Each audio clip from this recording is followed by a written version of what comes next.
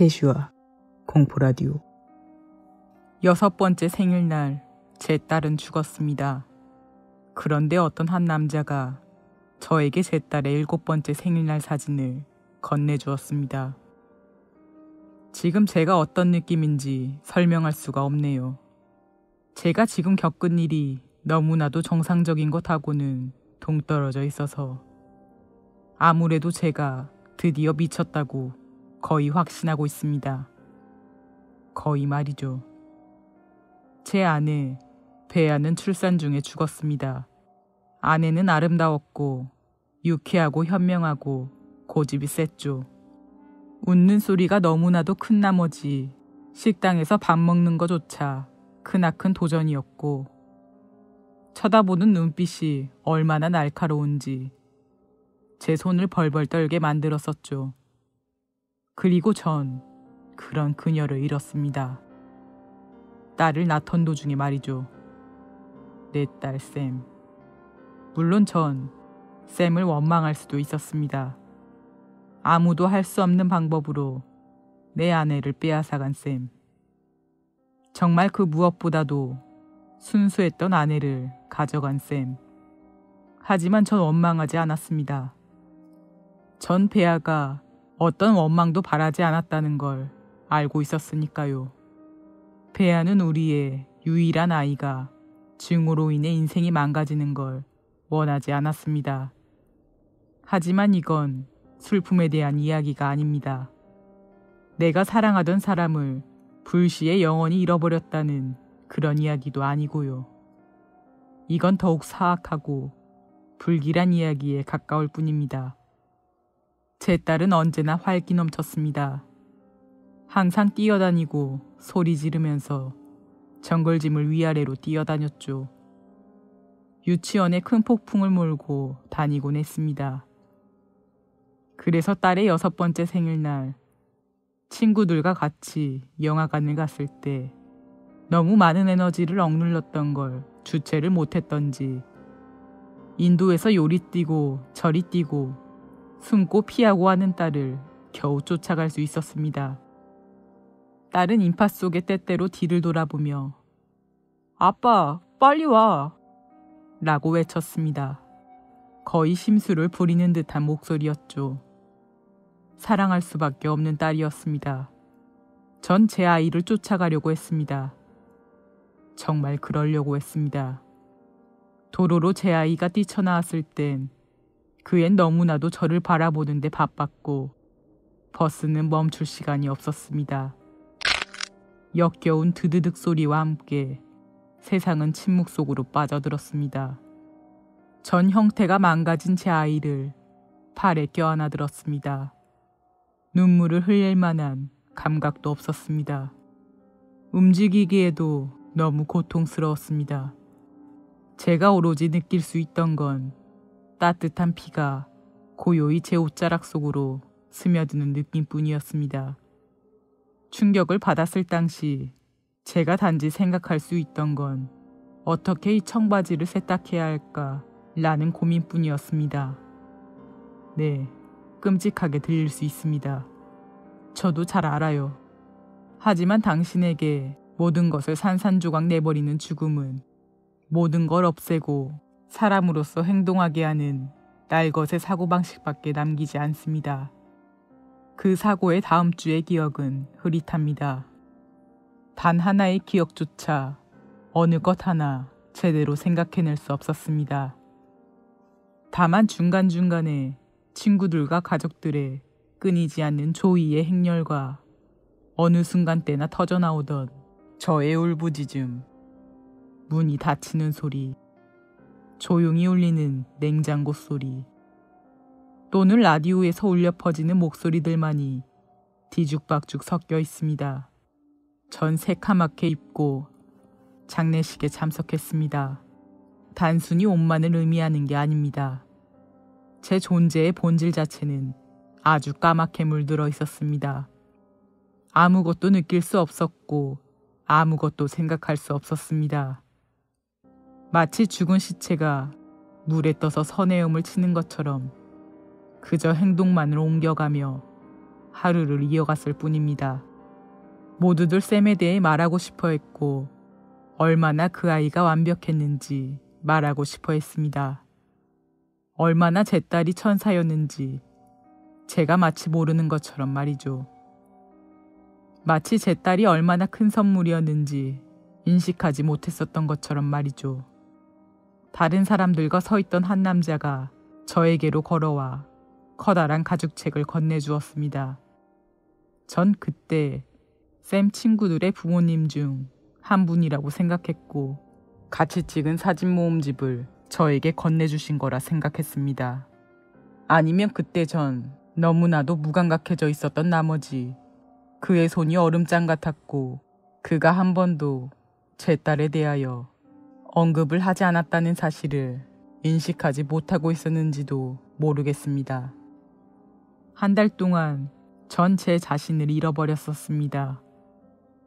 술을 마시고 이젠 텅 비어버린 아파트에 혼자 머물러 오래된 박스셋을 바라보았습니다. 너무나도 무감각해져 버린 나머지 울 수도 없었습니다. 그때였습니다. 제 여동생이 저에게 찾아와 제 손을 붙잡고 이젠 이 껍질 밖으로 나와야 한다고 말해주었습니다. 동생은 가만히 앉아 제 어리석고 무의미한 말들을 들어주었습니다. 그리고 제가 이 우울함에서 벗어날 수 있도록 천천히 잘 설득해 주었습니다. 완벽하지는 않았지만 동생의 말은 저에게 있어서는 또다시 현실을 살아갈 힘을 불어넣어 주기에는 충분했습니다. 책을 편 건 그때였습니다. 쌤이 저에게 주었던 모든 기쁨을 기억하기로 마음먹었습니다. 그리고 아무런 우울하고 비참한 감정 없이 제 아이의 삶을 되짚어 보려고 준비했었습니다. 전 첫 페이지를 펼쳤습니다.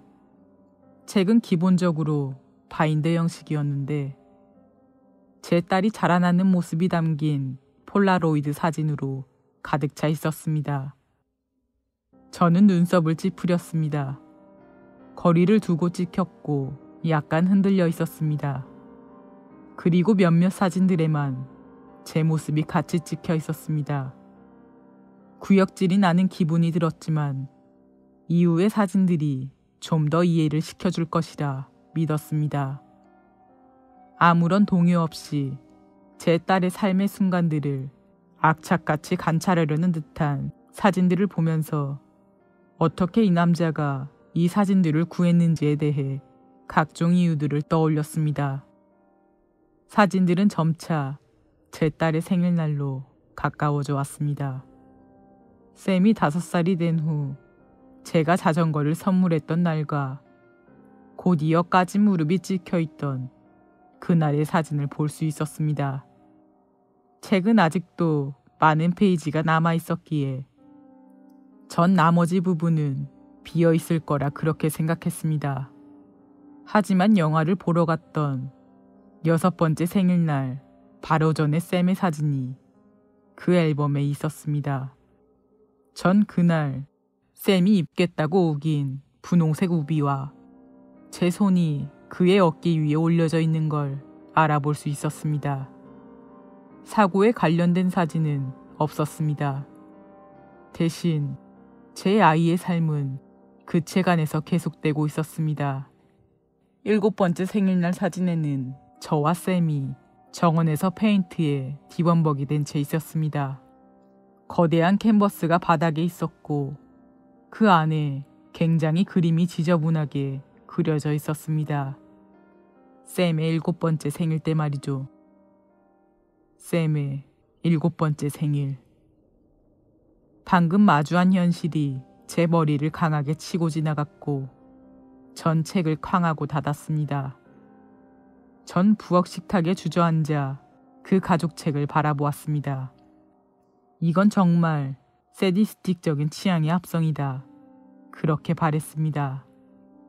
저에게 아주 끔찍한 장난을 치기 위해 시간을 들였다. 그렇게 바랬죠. 전 바랬다라고밖에 말할 수밖에 없었습니다. 다른 설명은 믿을 수 없었으니까요. 그 설명뿐만이라도 말이죠. 더 이상 아무것도 잃을 게 없다고 결심하고 전 이를 악물고 계속 읽어가기 시작했습니다. 페이지를 넘기는 소리를 들으며 전 아주 세세하게 그 책을 읽는 동안 느꼈던 그때의 감정은 차마 설명할 수 없겠네요.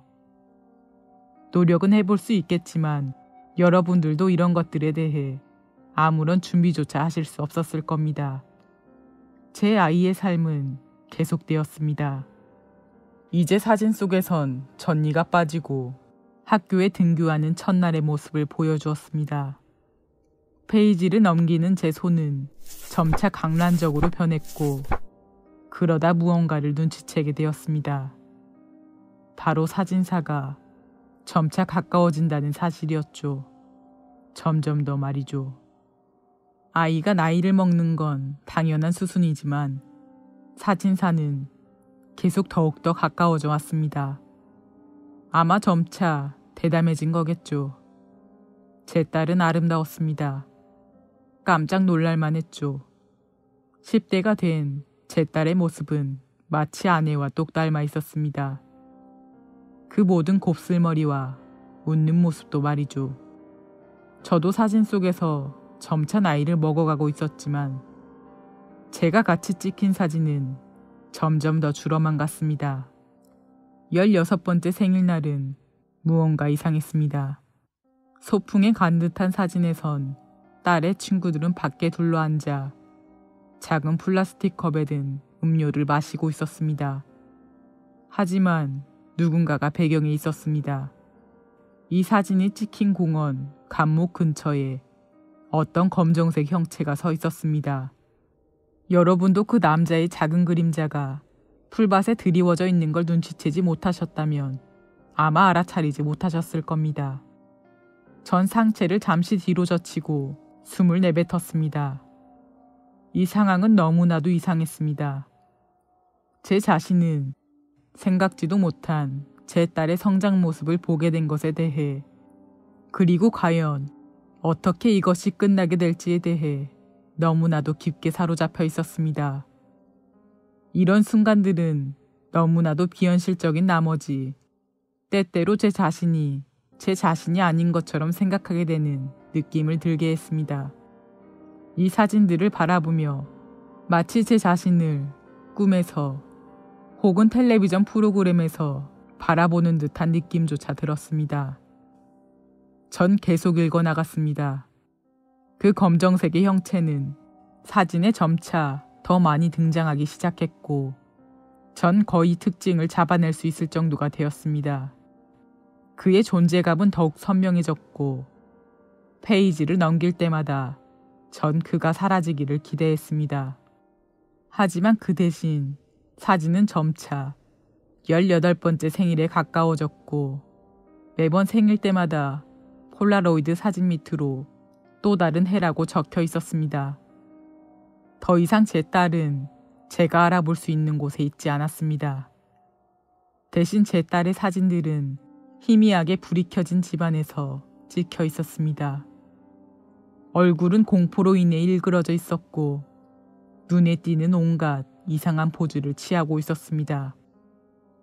가끔은 고대의 여왕처럼, 또 가끔은 바닥을 닦고 있는 메이드의 모습을 하고 있었고 사진은 더욱더 가까워져 있었습니다. 사진사의 다리 혹은 팔이 모든 각각 사진들마다 나타나기 시작했고 무슨 옷을 입고 있던지 제 딸의 얼굴은 매우 고통스러운 표정을 짓고 있었습니다. 전 죽을 만큼 고통스러웠습니다. 제 딸의 얼굴엔 멍들이 가득했습니다. 너무나도 말라 보였고 심지어는 아파 보이기까지 했습니다. 오, 하나님, 전 더 이상 읽을 수 없었습니다. 너무 역겹고 고통스러웠습니다. 내 딸. 하지만 전 나아갔습니다. 책을 캉하고 덮어버리고 절대 다시는 보지 않기로 맹세했던 제가 마지막으로 본 사진은 제 딸의 18번째 생일날 사진이었습니다. 그 사진 밑에는 엉성한 글씨체로 마침내 라는 설명이 적혀져 있었습니다. 제 딸은 울면서 정면으로 카메라를 바라보고 있었습니다. 검정 이브닝 드레스를 입은 채 무릎을 꿇고 있는 제 딸의 입엔 사과가 물려 있었고 양손은 등 뒤로 묶여 있었습니다. 그리고 눈물로 화장은 다 번져 있었습니다. 마치 저에게 제발 도와달라고 부탁하는 것 같았지만 전 아무것도 할 수 없었습니다. 전 책을 덮고 방을 떠났습니다. 제 온몸은 흐느낌에 의해 부들부들 떨리고 있었습니다.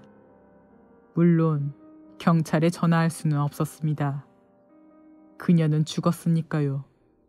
제가 잠들지 못했던 건 제가 본 사진들의 내용 때문이 아닙니다. 바로 아직 많은 페이지가 여전히 남아있다는 사실 때문입니다.